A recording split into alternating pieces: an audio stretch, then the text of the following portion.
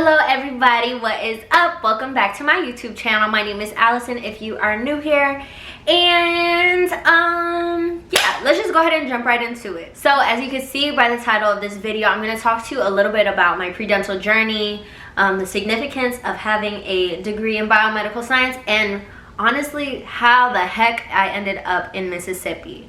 So if you are absolutely new here, a little bit of background on me is that I am from San Diego, California. I attended Howard University for my undergraduate education, where I received a Bachelor's of Science in Nutritional Science. And now I am at Mississippi College, where I am working to obtain my Master's in Biomedical Science. So to really begin my journey, I also want to give some more background on me and really just let you all know that I came from a very like average standard household, I would say. I came from a household where my dad was in the Navy for 20 years, and then after that was just working civilian jobs. And then my mother was a registered nurse, but my parents were split, and at the age of 10 my mom passed away from breast cancer. And so from then on I went to go live with my dad. Well, he came to live with us. And so really navigating my way through my education was, I'm not going to say a journey I went through on my own, but it was a journey that my dad had very limited input on. And don't get me wrong, my dad is a great dad and he's done an amazing job to raise me into the woman that I am today. But again, having not going through the education system as extensively himself, he was of very limited resources. So really going through high school, I was very unsure of what exactly I wanted to do. I dabbled with so many things. I wanted to do graphic design. I considered maybe like doing like textile work at like a fashion institute. I've considered meteorology. I've always had like an interest in like the clouds and the weather. I have had an interest in nursing because of my mom. I've had an interest in being a news anchor just because I'm like, well, I got the personality for it, so why not? And so while I was going through high school, I knew for sure that I wanted to be college educated. I knew that I wanted to go to college. I knew that I wanted to further my education. But again, I just wanted to do so many different things. And so I was like, okay, well, how about I just go to a community college and kind of just see where life takes me. And when I said that to my counselor at the time, she was like, girl, what? And honestly, that was like probably one of the most important moments of my entire high school career.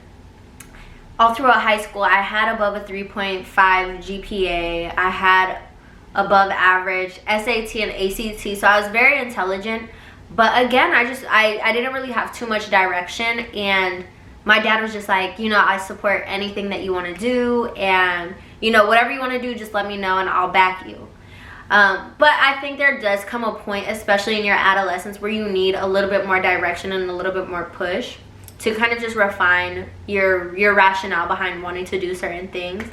And so again, my counselor, a black woman, and I think anyone could be a great counselor, but I think in my instance, representation is what made the difference. Having a black counselor who went through the education system herself, who went to an HBCU herself, having her kind of put that idea in my head and having her say, you know what, how about we apply to a couple schools, and then, you know, if you don't get in, then we can go the community college route. And until then, you know, like, let's apply yourself and, you know, let's see what you're really capable of. And so from there, I applied to all these different schools. And again, I just didn't know what I wanted to do. So I think on the majority of my applications, I applied to be in schools of communication. So more towards like the journalism, news anchor route. Again, I still wasn't 100% sure, but I was like, yeah, let's do it. And so thankfully I was accepted into Howard University, of course. So from there, I was in Howard University School of Communications, and honestly, I did not like it. I did not like it at all. I'm not sure if it was my transition from San Diego to DC that was just like, or what, but I just did not like being in the School of Communications. For me, the curriculum was too easy. Like, I felt like there was no type of challenge. I felt like I wasn't being stimulated. A lot of the courses were kind of like grammar and, you know, let's see how well you can write an essay, how well you can write an article, which, like, again, that's cool. If that's what you do, be great at it. But for me personally, I felt like I wasn't applying myself, and I felt like, for me, I had difficulty with distinguishing my writing from others. And don't get me wrong, I think I am a very competent and skilled writer, but it's just like, how many ways can you tell a story to really make it unique and to make it stand out, in my opinion. So from there, I kind of just lost my sense of direction. And another like big blessing about attending Howard University is the fact that we have schools of law, divinity, pharmacy, medicine, and dentistry. Now with that, at Howard University, we do have healthcare applied to our tuition, and so thankfully we do have health insurance. And one of the great other benefits about having a dental school was the fact that we received free dental care just for being basically live patients for the student doctors, so that they can really learn how to do the skills. And I know that sounds scary to some of you all, but they have professors who are constantly coming by, checking their work, making sure they're doing it right. And you know, it's a great experience. But from there, I ended up going to the dental school one day, just seeking like standard dental care. So another thing about me is that I've always had a really, really big heart for others. I've always wanted to help others. And I think that's part of why I wanted to do journalism, to kind of like shed truth and shed light on certain situations. I also have previously, like I said, was interested in nursing. The reason being is because I wanted to share my heart with others and give back to others and help others. And so when I went to the dental school, it kind of like reawakened this part of me that was once interested in ortho. So I used to have braces, like I said, and at the time when I did have braces, I was like, oh, well, my doctor is beautiful. She comes to school or comes to work wearing heels, and you know, things like that, like the first impression that you get as an adolescent. But ultimately, while I was receiving treatment at Howard University College of Dentistry, I made connections with so many amazing students. These were students who, like myself, at one point had no idea what they wanted to do, and found a love for not only sciences but the art. And if you're a pre-dental student like myself, then you understand that dentistry is truly art. But if you're not, like, it's really art because not every dentist does their work the same, and so it really makes a difference. And so I've always had that attention to detail, and so again, I was just like, okay, well, maybe this is something that's interesting. And I shared that kind of like that itch with friends. And I'm so thankful because a lot of them really embraced it. They were like, yeah, like if that's something that you want to do, like change your major, or you don't have to change your major, but I did. And they supported that, and I ended up finding myself at different programs put on by different schools, kind of just exploring the field of dentistry, exploring what dental school looks like. And honestly, I fell in love, and I have not turned back since. So to summarize and kind of like speed it along, because I feel like I'm rambling, essentially what I did is I finished the first academic school year in the School of Communications. It was that first semester where I had that like initial itch about what dentistry is, what it looks like, is it really for me? Then that second semester I was like, I think I want to do it, but I'm going to pursue it just a little bit more just to make sure. And over the course of that semester, I had attended a couple other dental related events. I joined our pre-dental society at Howard University, and I did a couple of other different things before I changed my major. And the following year, going into my sophomore year, my second year at Howard, I changed my major to nutritional science. Now, something a lot of people do not know about Howard University College of Nursing and Allied Health Science, CNOS for an abbreviation, is that CNOS has a nutritional science program dedicated toward pre-dental and pre-medical students. I 100% recommend this to anyone who is working their way through Howard University and interested in either dentistry or medicine. And the reason I say that is because a lot of students that are interested in pursuing one of these professional degrees like myself, a lot of them will major in biology or chemistry, and a lot of them, at least the people that I have around me, they say that they hated it, and the reason they hated it is because they're learning so many like miscellaneous things that will never be applied after they take their test.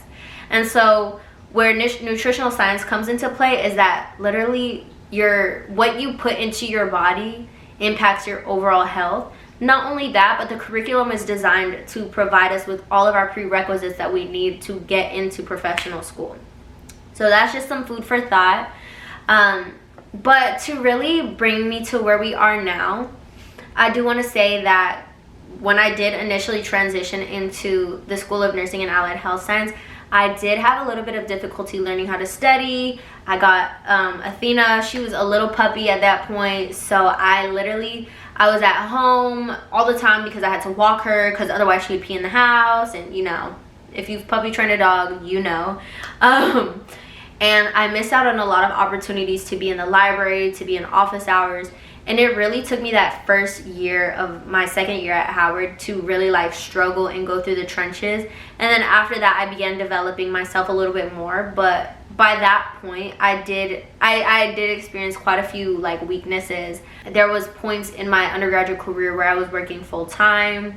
And then aside from that, I've always been working part-time. So I did have a couple times where I did slip in my grades. But again, I was also very well-rounded. I did a lot of leadership. If you've watched some of my previous videos, you know that I've been a part of organizations at Howard that essentially put on all the major events at our university. Like, okay, well, I'm getting ready to apply to dental school. I was like, okay, well, I do have all of these great leadership things. I've been the president and the PR of our pre-dental society. I've done over 200 hours of community service. I've shadowed for over 100 hours at a dental office, and I should be good to go.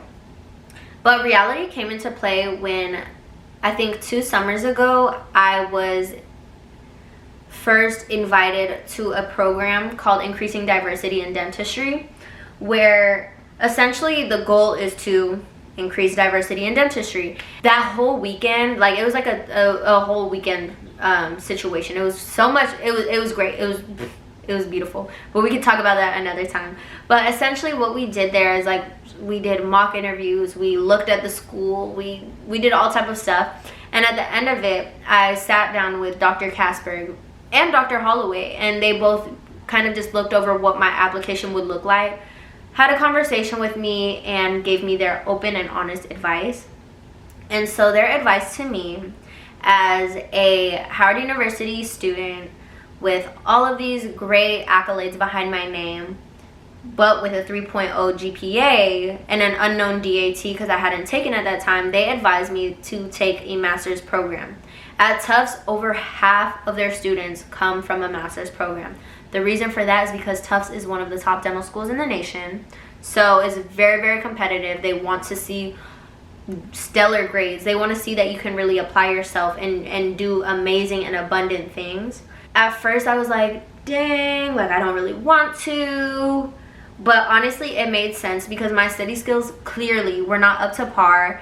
I really was not even ready at that point to apply. Like at that summer I took 4 classes that summer, and for summertime that's a lot. Like that's a lot of classes to take. So I probably would not have scored well on my DAT. I probably would have just wasted so much money. And so that's why I decided to attend Mississippi College. So here we are now. I am officially in Mississippi.